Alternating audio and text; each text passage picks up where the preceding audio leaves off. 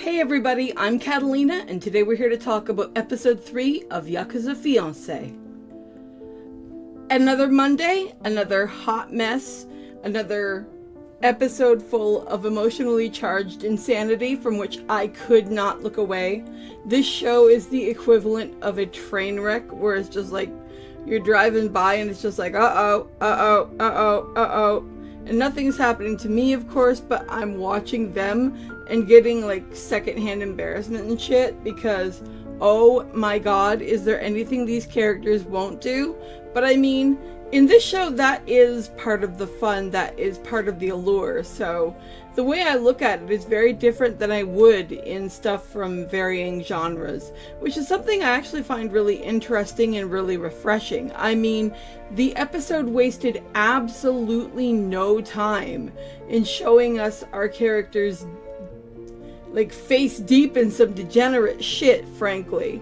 Because I mean, if Kirishima is supposed to be marrying Yoshino, then you'd think he'd at least have the brains to be faithful if he says he's in love with her. But nope, we see him face down, about to do something. Yeah, we'll leave it at that. If you've seen the episode, you know. And like, normally something like that would make me really, really angry. Normally, that's the kind of thing that might make me rage quit a show. But I mean, I expect this kind of insanity and this kind of stupidity from these characters. So it really didn't bother me, which actually really surprised me as I was watching this. Because I was sitting there and I was watching what was going on and I'm just like, what are you doing, bro? But I'm like, okay, fine. It'll work for the plot, I suppose. It'll cause mischief.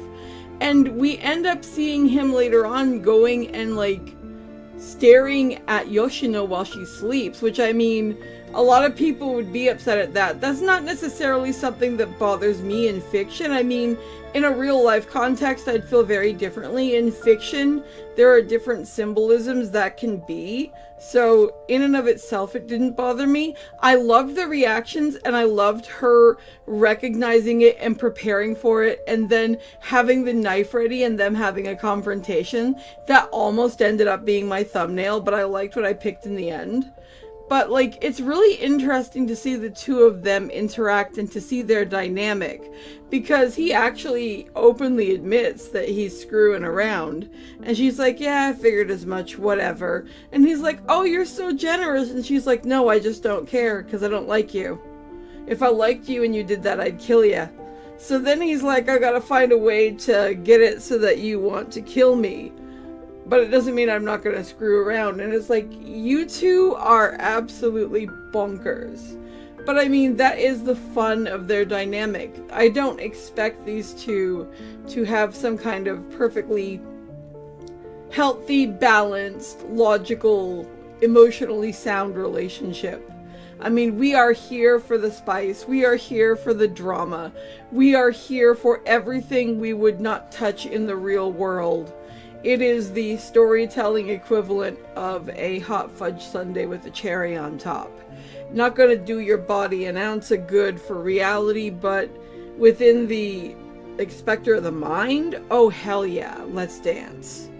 So on top of that, we get the interesting interaction with the grandfather going to this meeting and meeting up with other Yakuza leaders. And it seems like something is potentially going down there, because not only is he meeting up and having conversations with these people, but we also see that he's kind of handing out these little mints. And I wonder what the deal with that is. Is there some kind of underlying symbolism that the mints represent some form of an invitation to another function? Are the mints some kind of hidden tracking devices? Are they bombs? Are they poisonous? Are they offerings of some kind of alliance or truce? There are any number of things that could be going on. I mean, for all we know, I'm overthinking it and they're just breath fresheners. Who knows, man? Now, from a writing perspective, my money is not on that last option. My money is they are something that's going to be plot related. But it's always interesting to get more of the Yakuza side of the story, because I find that aspect of this just as interesting as I do the different interpersonal relationships that Yoshino has with the different characters. So that definitely could lead to something fantastic.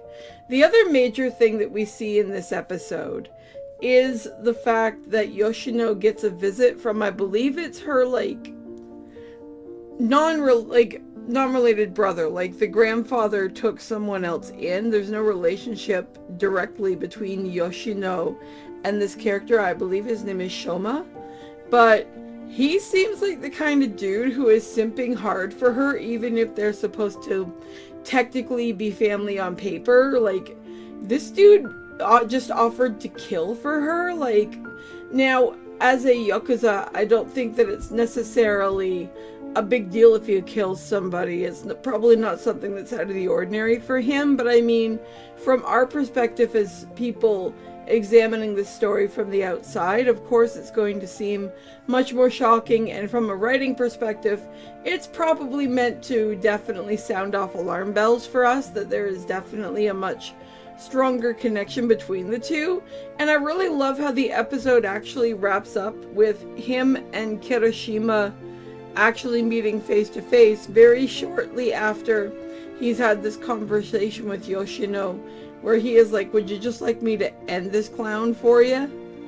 Because, like, those two going at it, I don't know which of them would win, because each of them in their own way seem like they're absolutely certifiable, so it would really be anyone's game which of them would win, or whether Yoshino would wait until both of their backs were turned and then shank them both and get rid of them.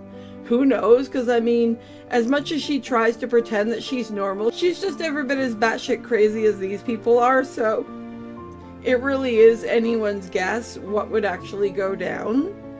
But I think that's really all I've got to say about episode 3. I am definitely really enjoying these characters and their dynamics and everything going on.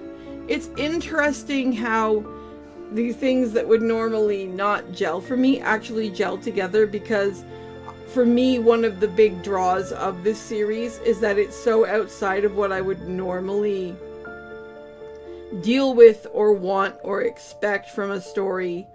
And so long as I keep that in the forefront of my mind, I seem to be doing pretty good with it overall.